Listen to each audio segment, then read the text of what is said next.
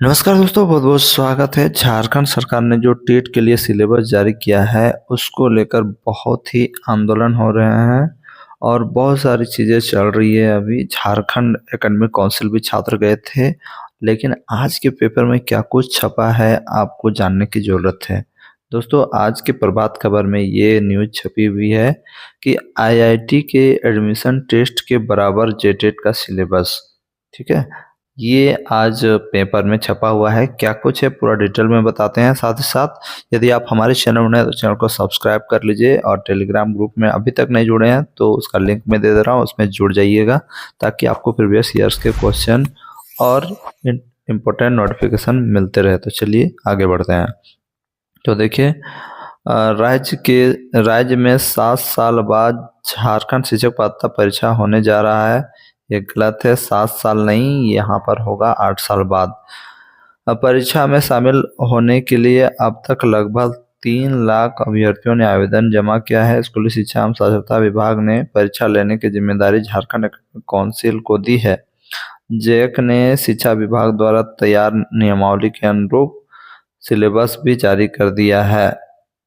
स्कूली शिक्षा एवं साक्षरता विभाग इस वर्ष कक्षा 1 से 5 की परीक्षा के लिए 11वीं व 12वीं का सिलेबस व कक्षा 6 से 8 के लिए जो सिलेबस राज्य के विद्यालय के सिलेबस के अनुरूप रखने को कहा गया है। अब परीक्षा को लेकर जारी सिलेबस का अभ्यर्थी विरोध कर रहे हैं।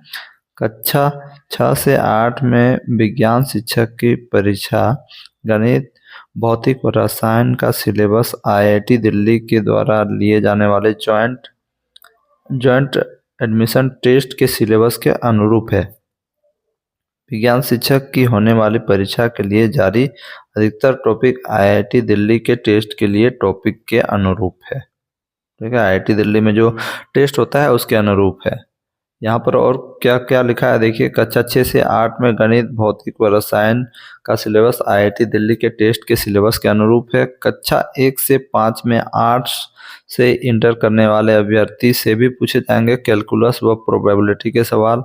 आगे देखिए, वर्ष 2012 और 16 में प्राथमिक कक्षा के लिए वर्ग 5 व उच्चतम प्राथमिक के लिए 6 से 8 तक का सिलेबस था।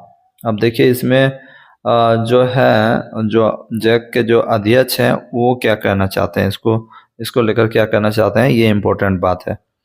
सिलेबस नियमावली के प्रावधान के अनुरूप राज्य के विभिन्न विश्वविद्यालय के शिक्षक द्वारा तैयार किया गया है। नियमावली में इंटर व स्नातक स्तरीय सिलेबस की बात कही गई है, तो पाठ्यक्रम भी इसी के अनुरूप है।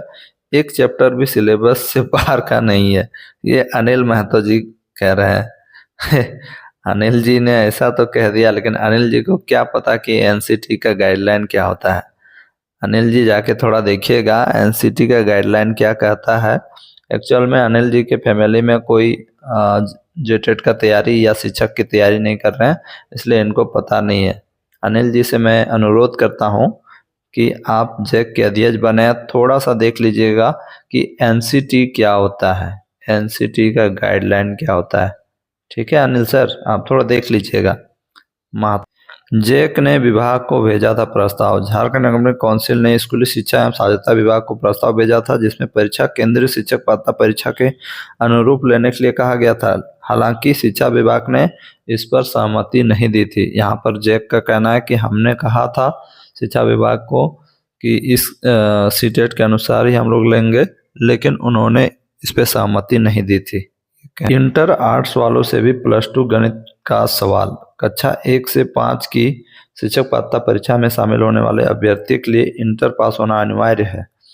कक्षा 1 से 5 में गणित की भी परीक्षा होती है। कक्षा 1 से 5 में सिलेबस इंटर स्तरीय होने के कारण गणित 11वीं व 12वीं के सिलेबस के गणित से प्रश्न पूछे जाएंगे। अब कला व वाणिज्य से इंटर करने वाले अभ्यर्थियों का कहना है कि वो इंटर स्तरीय गणित के सवालों का जवाब कैसे दे पाएंगे।